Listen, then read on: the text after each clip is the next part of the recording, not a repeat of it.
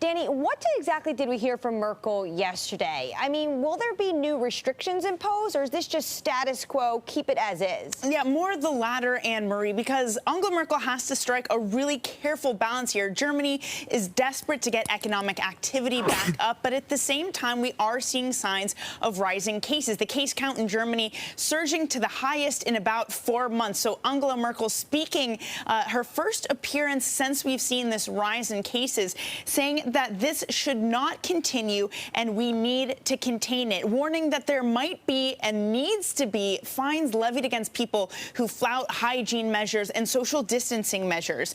She said, remember, we are in the midst of a pandemic, so urging the German people not to forget this. Now, Germany already requires people traveling back from places with heavy coronavirus cases to either quarantine for 2 weeks or present a negative test. And Merkel saying that really what's causing the rises here is more mobility and more contact with people. German officials saying that a lot of the spikes that they've seen coming from family gatherings, from workplaces, for example.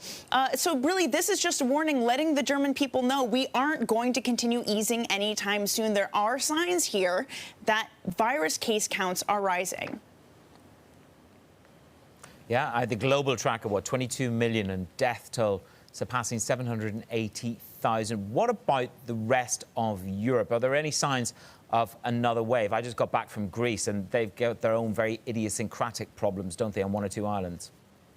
Yeah, they certainly do, Manus. And we do see throughout the rest of continental Europe that cases are starting to climb now, at least when it comes to the investor side. Germany does tend to be a primary concern when you look at things like spreads. But we are seeing other countries starting to have rising cases.